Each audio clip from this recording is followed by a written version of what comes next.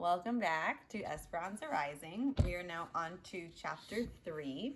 So just a reminder that we ended the chapter with Esperanza and Mama and Abuelita and Hortensia learning that Papa was dead. So let's find out what happens. This chapter is called Las Papayas. Papayas. So this chapter begins with a song in Spanish, and again, I'm gonna apologize for my poor pronunciation of Spanish and ask that you are patient and kind as I read these two lines. Estas son las mañanitas que cantaba el rey David a las muchachas bonitas. Se las cantamos aquí. These are the morning songs which King David used to sing to all the pretty girls. We sing them here to you. Esperanza heard Papa and the others singing. They were outside her window, and their voices were clear and melodic. Before she was aware, she smiled because her first thought was that today was her birthday. I should get up and wave kisses to Papa. But when she opened her eyes, she realized she was in her parents' bed, on Papa's side that still smelled like him, and the song had been in her dreams.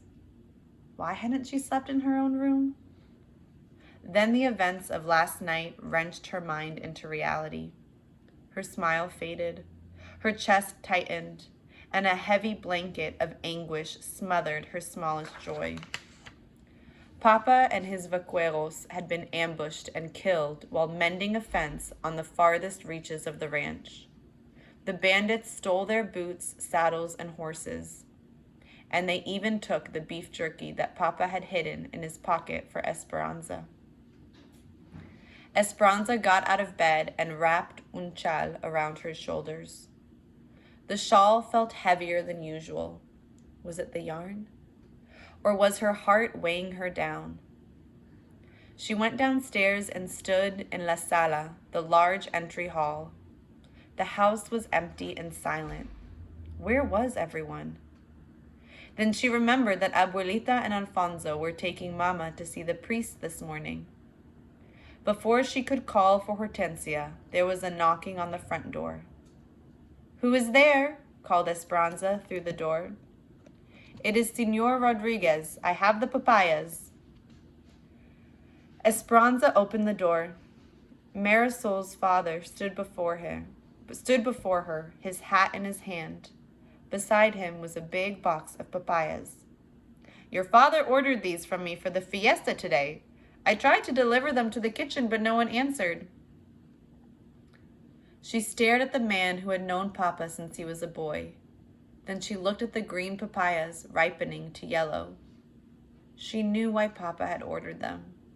Papaya, coconut, and lime salad was Esperanza's favorite, and Hortensia made it every year on her birthday. Her face crumbled. "Señor," she said, choking back tears, "have you not heard? My Papa is dead." Señor Rodriguez stared blankly, then said, "¿Qué pasó, niña? What happened?" She took a quivery breath. As she told the story, she watched the grief twist Señor Rodriguez's face and overtake him as he sat down on the patio bench, shaking his head. She felt as if she were in someone else's body, watching a sad scene, but unable to help. Hortensia walked out and put her arm around Esperanza. She nodded to Señor Rodriguez, then guided Esperanza back up the stairs to the bedroom. "He ordered the papayas," sobbed Esperanza. "I know," whispered Hortensia, sitting next to her on the bed and rocking her back and forth. "I know." The rosaries, masses, and funeral lasted 3 days. People whom Esperanza had never seen before came to the ranch to pay their respects. They brought enough food to feed 10 families every day, and so many flowers that the overwhelming fragrance gave them all headaches, and Hortensia finally put the bouquets outside. Marisol came with Señor and Señora Rodriguez several times. In front of the adults, Esperanza modeled Mama's refined manners, accepting Marisol's condolences. but as soon as they could, the two girls excused themselves and went to Esperanza's room, where they sat on her bed, held hands, and wept as one. The house was full of visitors and their polite murmurings during the day. Mama was cordial and attentive to everyone, as if entertaining them gave her a purpose. At night, though, the house emptied. The rooms seemed too big without Papa's voice to fill them, and the echoes of their footsteps deepened their sadness. Abuelita sat by Mama's bed every night and stroked her head until she slept. Then she would come around to the other side and do the same for Esperanza. But soon after, Esperanza often woke to Mama's soft crying, or Mama woke to hers, and then they held each other without letting go until morning. Esperanza avoided opening her birthday gifts. Every time she looked at the packages, they reminded her of the happy fiesta she was supposed to have. One morning, Mama finally insisted, saying Papa would have wanted it. Abuelita handed Esperanza each gift, and Esperanza methodically opened them and laid them back on the table. A white purse for Sundays with a rosary inside from Marisol, a rope of blue beads from Chita, the book Don Quixote from Abuelita, a beautiful embroidered dresser scarf for Mama for someday. Finally, she opened the box she knew was the doll. She couldn't help thinking that it was the last thing Papa would ever give her. Hands trembling, she lifted the lid and looked inside the box.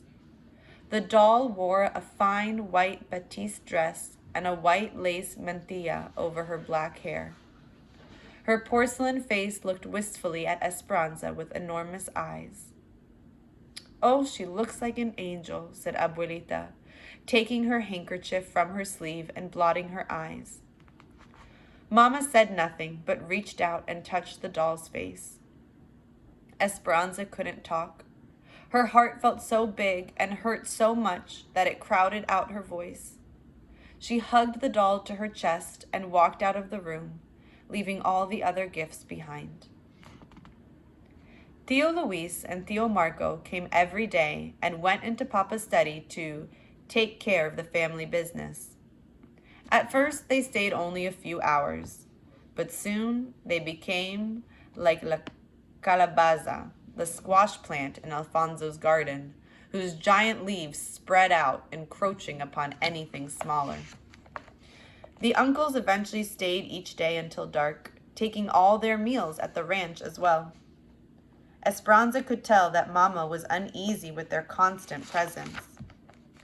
Finally, the lawyer came to settle the estate. Mama, Esperanza, and Abuelita sat properly in their black dresses as the uncles walked into the study. A little too loudly, Tio Luis said, "Ramona, grieving does not suit you. I hope you will not wear black all year." Mama did not answer, but maintained her composure. They nodded to Abuelita, but, as usual, said nothing to Esperanza.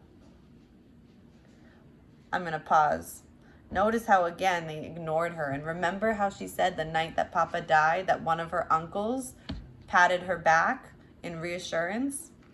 Interesting, isn't it? What does that make you think about the uncles? The talk began about bank loans and investments. It all seemed so complicated to Esperanza, and her mind wandered. She had not been in this room since Papa died. She looked around at Papa's desk and books, Mama's basket of crocheting with the silver crochet hooks that Papa had bought her in Guadalajara, the table near the door that held Papa's rose clippers, and beyond the double doors, his garden. Her uncle's papers were strewn across the desk. Papa never kept his desk that way. Tio Luis sat in Papa's chair as if it were his own. And then Esperanza noticed the belt buckle. Papa's belt buckle. Excuse me.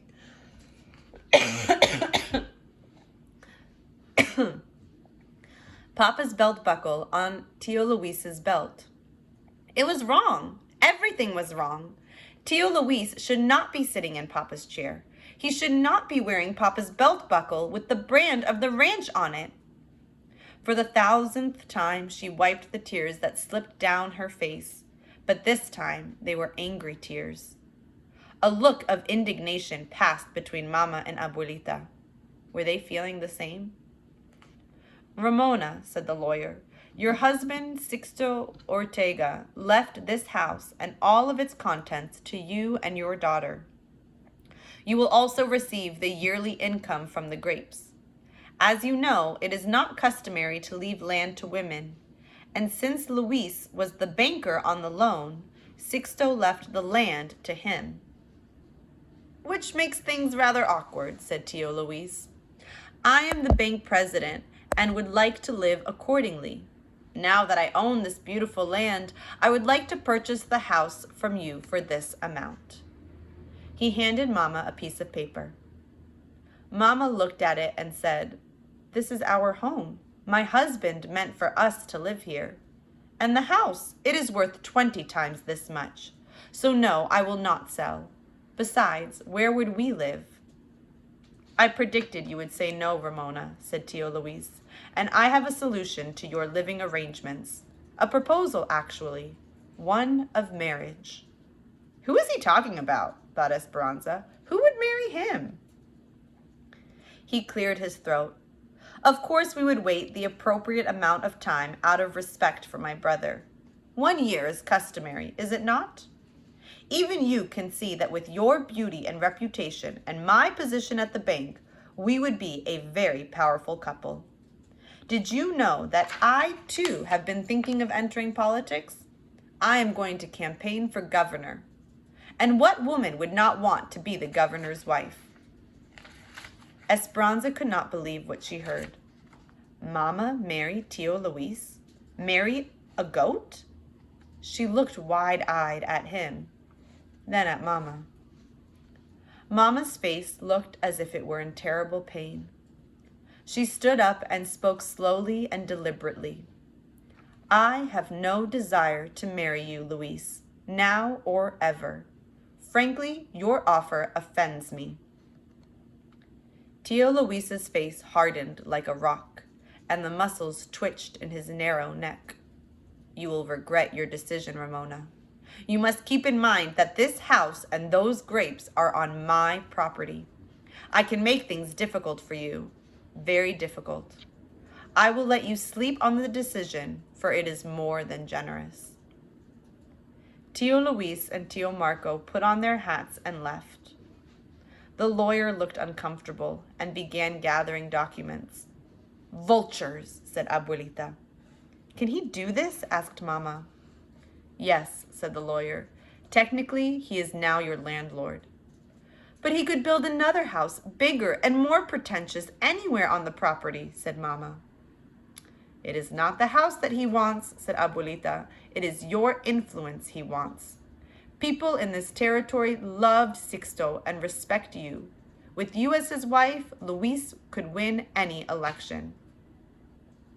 Mama stiffened. She looked at the lawyer and said, Please officially relay this message to Luis. I will never, ever change my mind. I will do that, Ramona, said the lawyer, but be careful. He is a devious, dangerous man. The lawyer left, and Mama collapsed into a chair, put her head in her hands, and began to cry. Esperanza ran to her. Don't cry, Mama. Everything will be all right. But she didn't sound convincing, even to herself, because all she could think about was what Tio Luis had said, that Mama would regret her decision. That evening, Hortensia and Alfonso sat with Mama and Abuelita discussing the problem. Esperanza paced, and Miguel quietly looked on. Will the income from the grapes be enough to support the house and the servants? Said Mama. Maybe, said Alfonso. Then I will stay in my home, said Mama. Do you have any other money? Asked Alfonso. I have money in the bank, announced Abuelita. And then, more quietly, she added, Luis's bank. He would prevent you from taking it out, said Hortensia. If we need help, we could borrow money from our friends, from Senor Rodriguez, said Esperanza. Your uncles are very powerful and corrupt, said Alfonso. They can make things difficult for anyone who tries to help you. Remember, they are the banker and the mayor. The conversation continued to go in circles. Esperanza finally excused herself. She walked out to Papa's garden and sat on a stone bench. Many of the roses had dropped their petals, leaving the stem and the rose hip, the green grape-like fruit of the rose.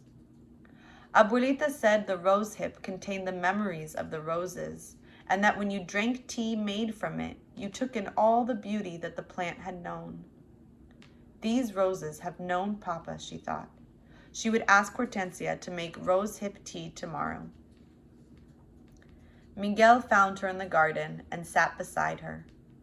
Since Papa died, he had been polite, but still had not talked to her. Anza, he said, using her childhood name. Which rose is yours? In recent years, his voice had become a deep throttle. She hadn't realized how much she missed hearing it. The sound brought tears to her eyes, but she quickly blinked them away. She pointed to the miniature pink blooms with delicate stems that climbed up the trellises. And where is mine? Asked Miguel, nudging her like he did when they were younger and told each other everything. Esperanza smiled and pointed to the orange sunburst next to it. They had been young children the day Papa had planted one for each of them. What does it all mean, Miguel? There are rumors in town that Luis intends to take over the ranch one way or another. Now that it seems true, we will probably leave for the United States to work. Esperanza shook her head as if to say no. She could not imagine living without Hortensia, Alfonso, and Miguel. My father and I have lost faith in our country. We were born servants here, and no matter how hard we work, we will always be servants. Your father was a good man. He gave us a small piece of land and a cabin. But your uncles, you know their reputation. They would take it all away and treat us like animals. We will not work for them. The work is hard in the United States, but at least there we have a chance to be more than servants. But Mama and Abuelita, we need you. My father says we won't leave until it is necessary. He reached over and took her hand. I'm sorry about your papa. His touch was warm, and Esperanza's heart skipped. She looked at her hand in his and felt the color rushing to her face. Surprised at her own blush, she pulled away from him. She stood and stared at the roses. An awkward silence built a wall between them. She glanced quickly at him. He was still looking at her, with eyes full of hurt. Before Miguel left her there, he said softly, You were right, Esperanza. In Mexico, we stand on different sides of the river. Esperanza went up to her room, thinking that nothing seemed right. She walked slowly around her bed, running her hand over the finely carved posts. She counted the dolls lined up on her dresser. 13. One for each birthday. When Papa was alive, everything was in order, like the dolls lined up in a row. She put on a long cotton nightgown with hand-sewn lace, picked up the new doll, and walked to the open window. Looking out over the valley, she wondered where they would go if they had to live somewhere else. They had no other family except Abuelita's sisters, and they were nuns in a convent. I won't ever leave here, she whispered. A sudden breeze carried a familiar, pungent smell. She looked down into the courtyard and saw the wooden box still sitting on the patio. It held the papayas from Senor Rodriguez, the ones that Papa had ordered. that should have been served on her birthday. Their overripe sweetness now pervaded the air with each breath of wind. She crawled into bed beneath the linens edged with lace. Hugging the doll, she tried to sleep, but her thoughts kept returning to Tio Luis. She felt sick at the thought of Mama marrying him. Of course she had told him no. She took a deep breath, still smelling the papayas and Papa's sweet intentions. Why did Papa have to die? Why did he leave me and Mama? She closed her eyes tight and did what she tried to do each night. She tried to find the dream, the one where Papa was singing the birthday song. And that is the end of the chapter. I want you right now to either to yourself, or if you are watching the video or listening to the story with somebody else, share with each other just your thoughts or your reactions at this point in the story, now that we've kind of gone 3 chapters in. So I'll give you a couple minutes to do that with one another.